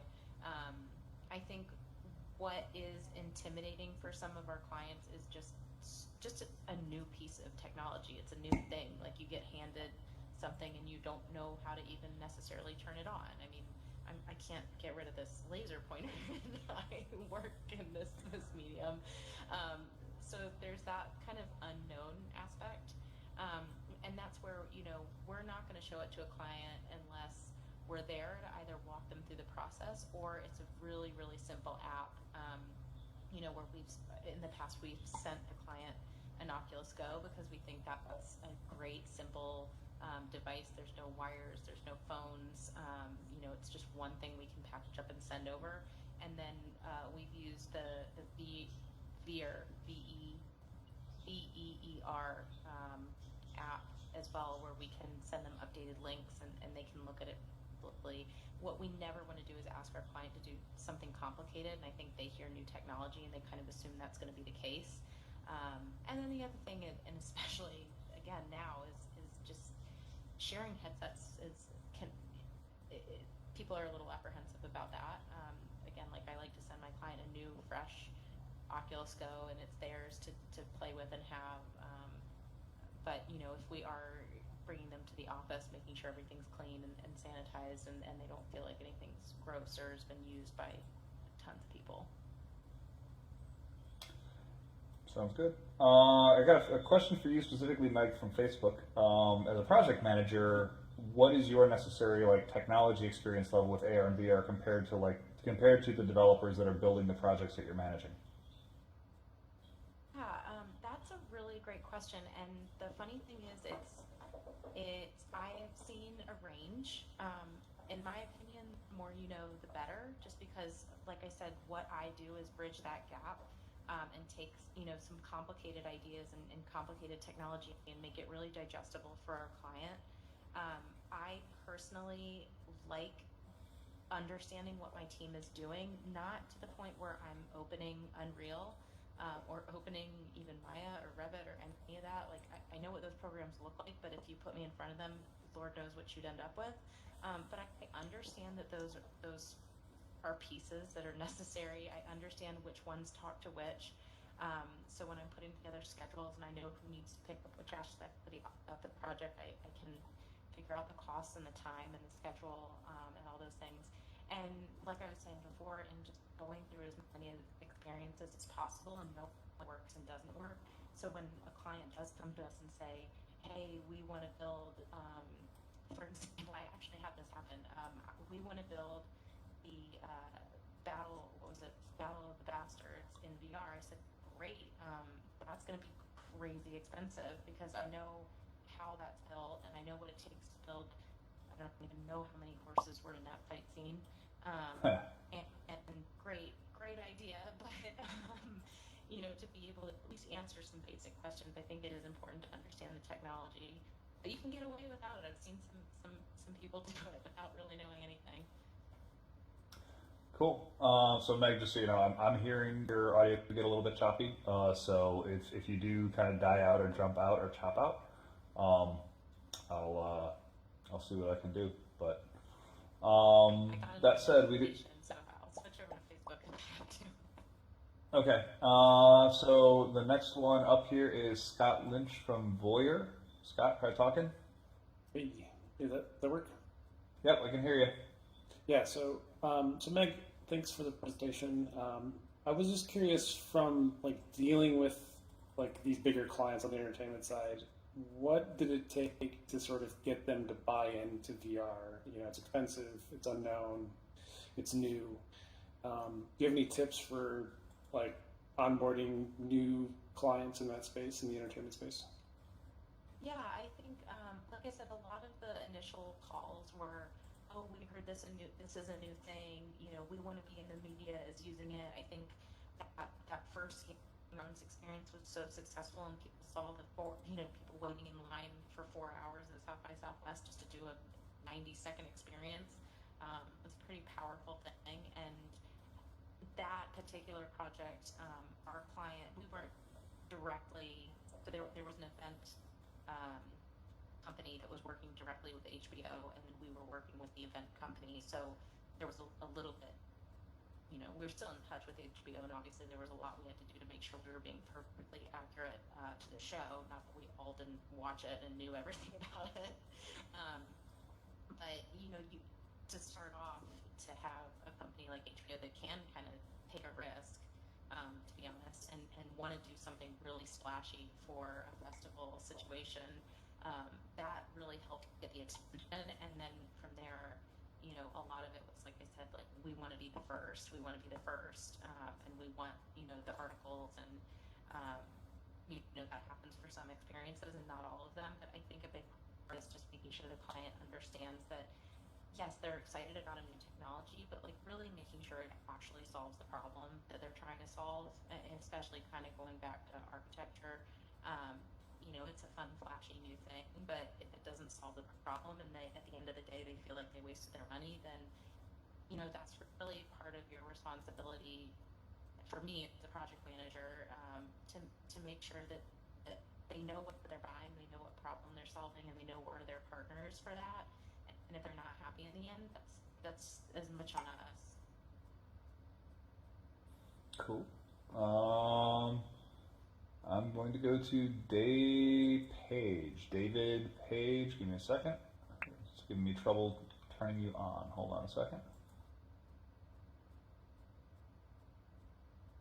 I'm wondering if he is no longer in the room, because it's not letting me turn his microphone on. So that said, I'm going to go to Bob Ledrack. Robert. Try talking, Bob. Or Robert. No? He's here. I can see him. He's right in the front row there. But it doesn't look like he is listening. So, that's fine. Actually, we've passed 7:30, which is when we said the Q&A was going to end.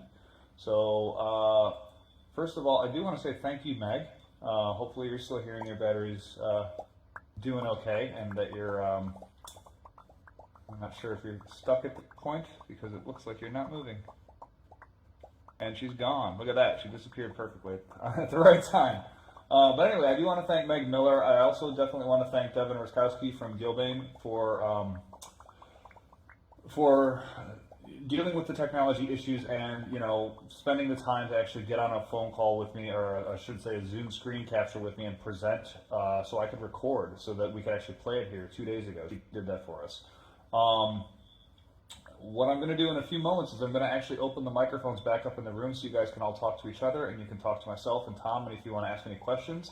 I'm going to jump one more slide forward, and I'm going to show you guys, this is my actual contact information in case anybody, you know, if you have questions, you want to reach out to me, you have any questions about this technology, it doesn't necessarily have happy to talk to you about anything that Bubble AR does. Happy to talk about anything that the VR AR Association can offer.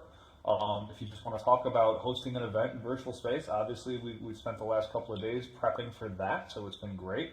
Those of you who are watching on Facebook, thank you very much for sticking in there. We've actually had a very big live stream audience. I want to say, I don't think it's gone below 9 the entire time the event's been up. But again, thank you everybody for coming out, for spending your time with us this evening. Before I open up the microphones, one last thing. We do this monthly. This event takes place every single month. We are going to kind of make the choice at this point. We are going to try and keep some stuff happening on AltSpace. I don't know if this exact event is going to take place next month in AltSpace, but we're going to, we're going to take feedback from how it went this time around. So if you guys have any messages, again, there's my email address. Please email me. Let me know if you have comments, if you have feedback, anything we can do to make it better. We're happy to accommodate or do what we can. Watch VRARchicago.com for information about next month's event. Our industry topic is going to be hospitality.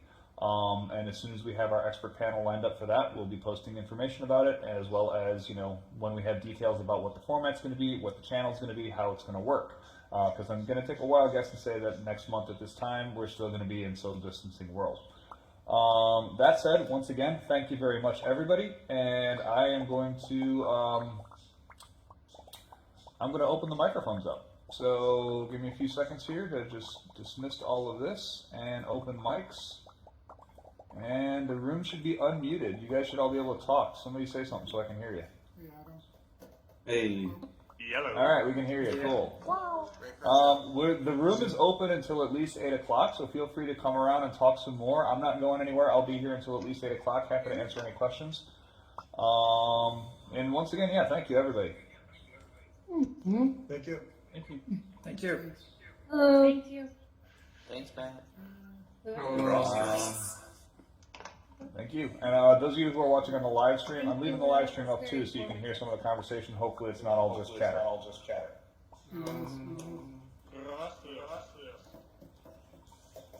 This was Thank you. Thank you. I'm going to turn the megaphone off. That's funny. So, yeah, for people watching this, did anybody have any questions? Matt? Who's asking? No, just about. Well, thanks a lot for coming. We'll go through it in class. We just hired The different concepts and everything. But, sorry, I'll set you guys all up. Sorry. awesome. Thank you very much. Yeah, if no one else has any questions, thanks a lot for coming. There's some good information here, and we'll talk about the rest of it in class to fill in the pieces. There we go. I'm also going to turn off on air. Sounds good. I don't think we actually have that. Sounds good, Steve.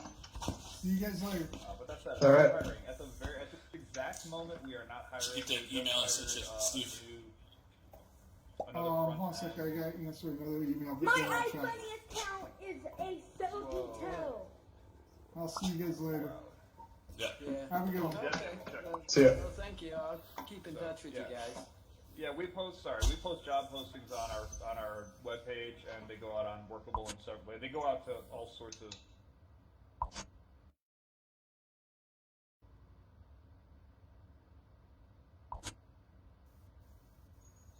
Hello, that was weird. Space just reset on us. Oh, that's great. Upstairs? Yes, great. Okay, that was kind of interesting. Bye. Have you guys been to the Chicago VR meetup in person before? That was fun.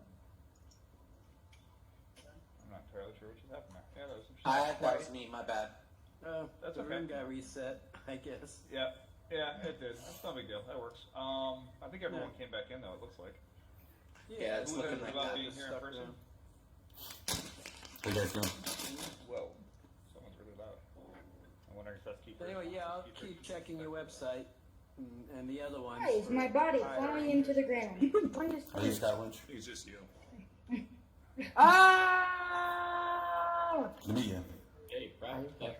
Have you been to the meetup in person before? Like downtown? I'm sitting in a You guys chair. can? We can hear you. Yeah. Cool. obviously I've been to meet up with I host it, so I don't know who else. I see there's a couple other people here who I recognize. I see Ben, I see Scott Lynch. I saw Mark Prasad in here. Who else? Subscribe to me on iFunny. If anyone can identify who that user is, I'm happy to put them out of the room. Can't move. He's probably underage. I'm gonna guess, yeah, that happens. And like I said, the only issue here is trying to figure out who it is actually, because there's a lot of you around me and I can't tell who's talking. But that said, let's see who's over here. I think I saw Lewis. Yeah, Lewis is still here. There he is. So Lewis works with me at Bundle AR. He's waving. He's over by the corner of the stage. Good to see everybody. Hey, what? Hi, Scott. Who else is around? Where'd Tom go? Did Tom leave? I'm right behind you, bro. Sorry, Thomas who I work with. Yeah, it's kind of. Lewis, because Lewis and him kind of went off in a corner and started getting. Yeah. Yeah, same here. I mean, since for me, since all the classes I'm taking have gone online for the rest of the semester, so I've been out here in Crystal Lake instead of down south, half an hour south around Chicago. Sure, Nancy. The video side that's going to be for the rest of the semester. Yeah, I'm. I'll tell you where the treasure is. Yeah, you can ask. Go ahead. Yeah, what? Yeah, we're still looking for It's not really canceled, just everything is online, so let's do everything from here. Because I just got in and I don't understand or don't get the point. Virtual meetup. We had 2 presentations. Yeah, you know, it was over the definitely. last hour, and we had It was definitely pretty cool. Who's here in person. Yeah, I am. Who work in virtual reality and augmented reality. You guys, my mom. Yeah. The people who think So we need to be behind them. Go out and reset. Oh wait, sorry, they're not there anymore. Yeah. Go back to them. Sorry, these people here. So Devin Rutkowski had pre-recorded a presentation that we played, and Meg Miller was here and gave a live presentation, and then also answered about 40 minutes worth of Q&A. So if you just got into the room, you kind of missed most of it. We're back to Okay, great. The whole event was recorded. And Yeah, you can that's actually why I'm asking. And you do this presentation every week, or? No, we do. We actually generally host at a live event every month. You can't go into detail. But obviously Yeah. because of social distancing, we can't host it live. So we did it in here this month, and we're going to do it again next month. Although I'm not sure if it will be here or on a different channel. We'll figure that one out. So everything, all the discussions now is about architecture, or there's other stuff also in the. The discussion today was about architecture. Every month we. Oh, keep it on the bubble. Sorry, give me one moment. Every month we change the industry topic. And so, like this month was architecture, engineering, construction. Next month, I believe it's going to be hospitality, so hotel and entertainment, which will obviously be a really interesting discussion considering social distancing. But yeah, we change the industry every month. Okay, great. The Great one thing I job. was going to say, this entire event was recorded and live streamed up to Facebook Live. So if you go to VRAR Chicago's Facebook page, this event will be recorded if you want to see the presentations. Okay, VRA Chicago. Okay. VRAR Chicago. It's the sky logo at the top of the screen behind us. Yeah. Okay, I see it. VRAR. Yep. Okay. Thank you. Excellent.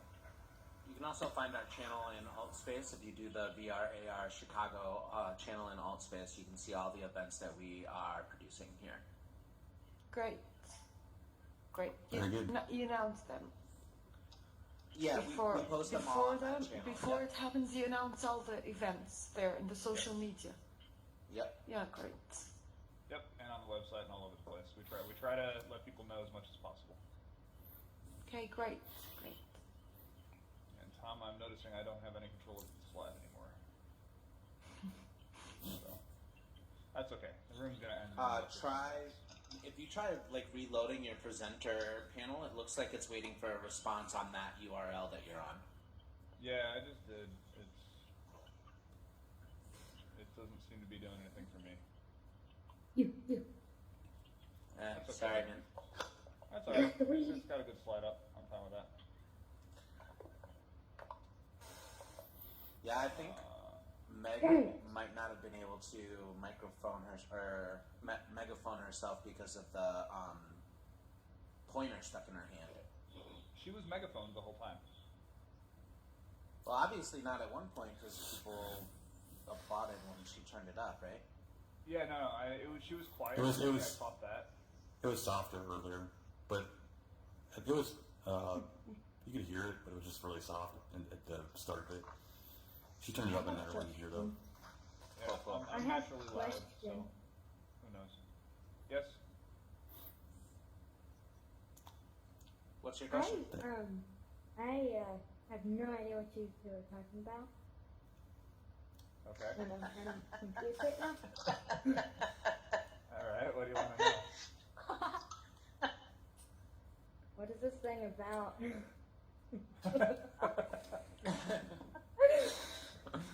That's a solid question, actually. So this is an event that takes place.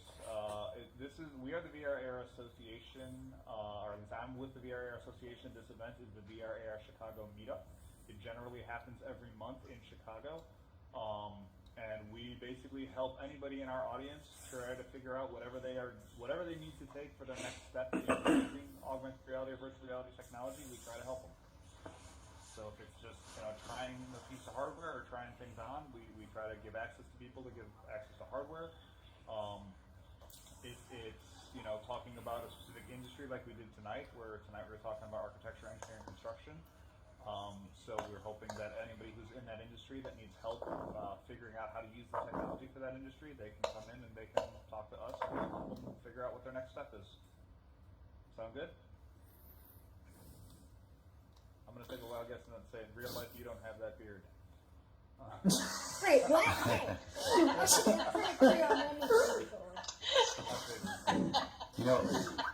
I was just thinking about live demos. So usually there's live demos at the events downtown in 1871. Yes.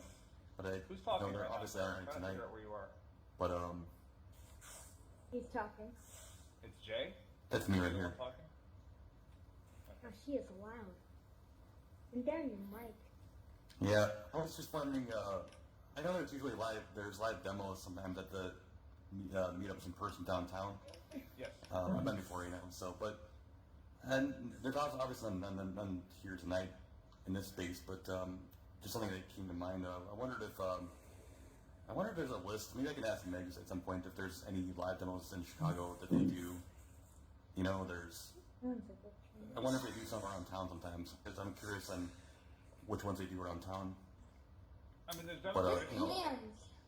His I know, hands people love are it. right here. You're very glitchy, by the way, Jay. Or your avatar is very glitchy. But that said, I mean, we always try to make sure that there are demos. Obviously, with social distancing, it's a little bit harder to do because we're not supposed to. But yeah, I would imagine at least for the near-term future, until we get through what's happening right now, I don't expect there to be a whole lot of chances for live demos. Unfortunately, which is sad because the nice thing is for the people who are in this space. I mean, I've been in my first experience in AltSpace was in VR, but right now I'm looking at it on a flat screen on a computer screen. I'm actually one of the things I'm doing tonight, just so you guys all know, is I'm recording a video of how I'm doing this. So I've got a camera in front of me, right in front of my face right now. I've got another one shooting over my shoulder, and then I've got a couple of screen grabs of my Facebook Live feed, the AltSpace feed, and then the. Will I be on YouTube? You will be on YouTube, actually. Probably not until tomorrow, but you will be. Yes. But that said, yeah. Ooh. Wow. But yeah, so no, that is one of the things that I'm doing, because let's face it, with what's happening in the world right now, there's a lot of people who have to do events and have to do meetings, and this is valuable to get information out there. And there's not a lot of people that know how to do this, so part of the reason that I'm shooting a video for how I did this event is so that I can post that up, so that anyone else who wants to do an event like this can see exactly what I did. And I imagine a lot of people who kind of have, the computer rig that I have. I have two giant screens in front of me that are split, being used for several purposes each, and then I also have a laptop to my left that's got effectively a quad screen setup that's doing the live stream. So it's a lot of technology going into doing this, but it's not like I could have done it from one computer. It might have been a little bit harder, but I could have. So ultimately, like I said, anything we can do to help people use this technology and just be able to do what they need to do. That's the whole point of, the whole point of this tech is not just the tech, it's to actually make people's lives easier and use it and be able to connect and be able to talk and meet and share information.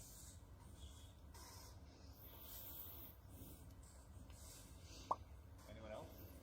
Any questions you guys want to feel free to talk to each other too. I'm not presenting up here anymore. The event's over. Okay, good. This is a very big space, and the other cool thing about this technology, if you guys haven't been here, is how are you? What was that? Oh, sorry, there's two people just talking. Great. If we are in a crowd like right now, it's very hard. We're all talking to each other. But if you move around the space, the sound is spatial. So those of us, I'm not megaphoned anymore. So if I walk away from here, you won't be able to hear me if I'm up like in the corner over there, or if I'm outside the door in the outside area. I don't know if you guys have walked around the space at all, but there's a little bar behind the seats. There's a little welcome area over here through the door where it says Subscribe to me on iFunny.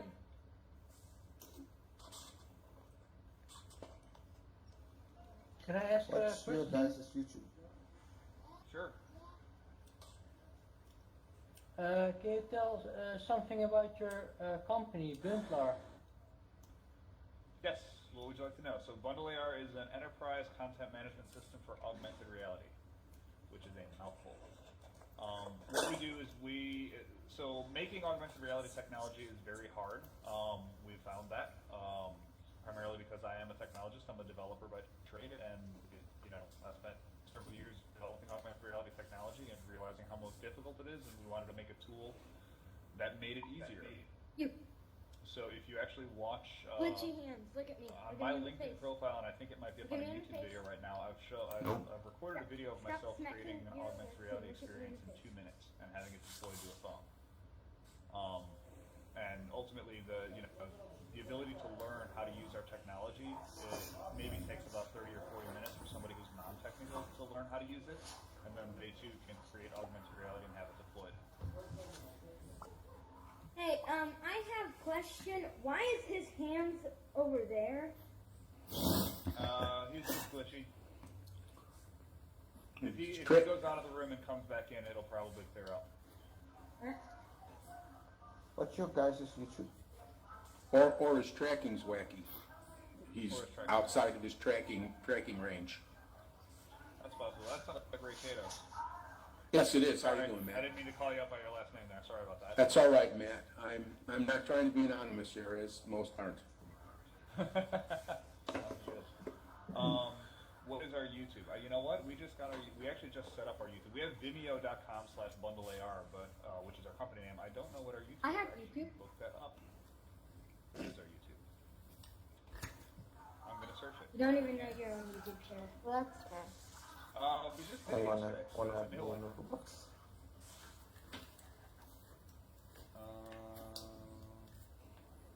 Wow. Sorry. Is everyone from Chicago? I can't find. I'm it not on from Facebook. Chicago. There we I'm go. from Atlanta. Our channel name is Bundle AR. I don't know if there's a way to get to Here YouTube is where channels I've by been the from. name. Missouri, Colorado, Florida. Let's see. Yeah, I didn't say that, but the username is, it appears to be Bundle AR, and we only have the one video up there, which is the one that I played earlier today. I don't know. I'll ask my marketing team how you get access to that, but I'm sure it's linked from our homepage. Have to check it out. Yep. Our Vimeo has a lot more. If you go to Vimeo.com/BundleAR, there's several videos up there. There's at least a good 12 of them, I would say. Yeah. Subscribe to Josh Stubb. Alright, so Do it.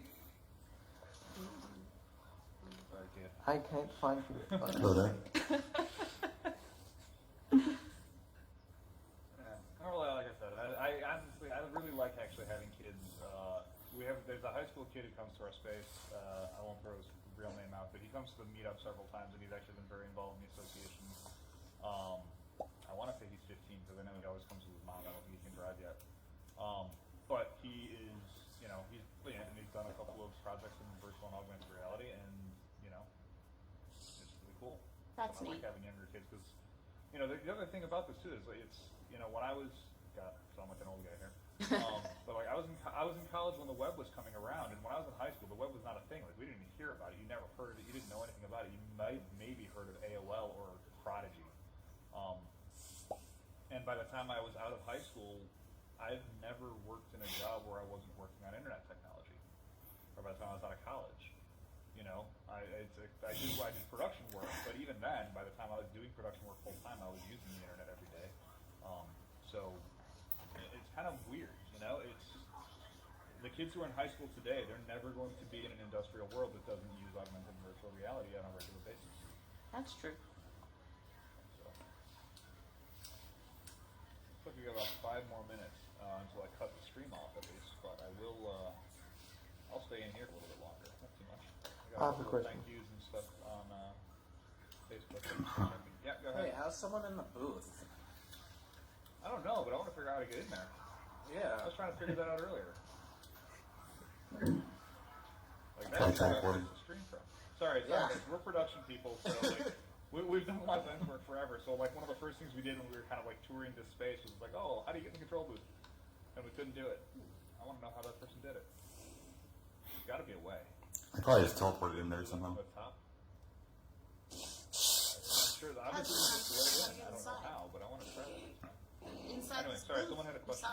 Okay, well, we saw somebody in there. See, I'm wondering who's all from Chicago. Like, we usually get a lot of people from Chicago or all over the world. I don't know. Is everyone from Chicago? No, I'm not from Chicago. I'm from Me neither. I just showed I'm up. from St. Louis, so this is nice. I wouldn't have been able to come otherwise. I stumbled in here, but I'm interested. Yeah.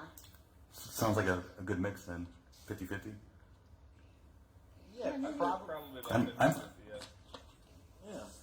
Yeah, I'm from Chicago. So I've been to the events in person before. That's how I heard about this. So it's nice to attend it in, you know, it feels like it's in person, but it's not. So, you know, when we're all quarantined at our homes, it's nice to get that experience. So it's really cool. Yes. Oh my goodness. Yeah, glad you Quarantine. enjoy it. And you know, all the VR headsets and stuff are sold out everywhere. So maybe we'll see more people here next week. We are thinking about streaming to platforms like this, so that when we go back to doing real space events, that it can stream into something like AltSpace or a virtual reality space, so that people from around the world can benefit and experience the presentation still. But we do always live stream, as Matt was saying, so you can check out our Facebook, which is the VRAR Chicago Facebook, and you'll always at least be able to see there, and we do our best to field questions from Facebook as well. So if you enjoyed and had a good time watching today, you can definitely stay tuned. That is neat. Yep. And I was gonna say in February 2018, when this was you know relatively new for us, we actually tried to host a co-located event that was located in AltSpace and also at the same time located in the physical world. It did not go well. I'll be honest with you, it really did not go well. Because for one thing, all these moderator tools that we have now did not exist back then, or at least they were very limited back then. So that didn't help. And then also the live streaming into the room was a problem. We know a little bit. There was one so one of the things that I was attempting for this event in particular was I was going to actually try to interview Devin live and stream it via YouTube into the room, so that basically she and I were talking via YouTube, streamed into the room, so you guys could all actually talk to her, you know, with about a 4-second delay, but ultimately relatively live. And the problem that we ran into, which is actually kind of funny, was the fact that YouTube live streaming into the room requires you to have advertising turned on, and I didn't have an advertising profile yet. And had I known that more than 48 hours before the event, it might have worked. So we might be trying that next year. But one of the things that or not next year, next month. One of the things that we do, like Tom was saying, we do plan definitely on trying to, you know, keep this streaming. And what I'd love to do is have, you know, what's called a magic mirror, kind of set up in the physical space next time we do the event, so that there's kind of a character. I don't know if you guys can all see. I'll show you how I'm kind of cheating the system up here. There's the dude sort of standing up on the railing over here, kind of behind me. That is another one of my accounts, and that guy is basically that's what's on the laptop computer over my left shoulder here, and that's where I'm streaming from. Oh, I see him. He's kind of in the yeah, he's kind of in the pillar hole there, but he's actually got a good stage view, and that way it's very hard for someone to stand in front of him. That is really neat. But the other thing is, so what I could do in theory is if we host this event, co-locate this event again in the future, I can have somebody in the space that's just like, I'm just going to say, that guy's name is Magic Mirror, or I'll put a name in front of the Magic Mirror, and I see actually, hey, look at that, there's Jason. I'm going to call you out. I just saw you come in the room. Jason from AltSpace is here. Awesome. But what I'll do with the Magic Mirror, if I can, is I'm basically going to have that Magic Mirror will have a camera on top of it that will be streaming to the screen in the room, and I'll have the guy, kind of standing here in front of the screen, so that if you're looking at him, you're looking in the room, and if he's looking at you, he's looking, the people in the physical space will be able to see you. I know there's about a 3 or 4 second delay on live streams, so hopefully we can get that working next time around. That sounds worth trying. Definitely. Like I said, we tried it in the past. It didn't work too well, but I'm hoping that by next month I can have it set up. Yeah. Well, you're right on the frontier with that, that sort of thinking, so it's exciting.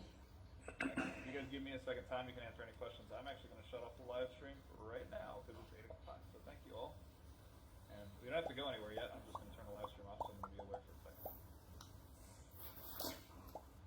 And thank you everybody on Facebook.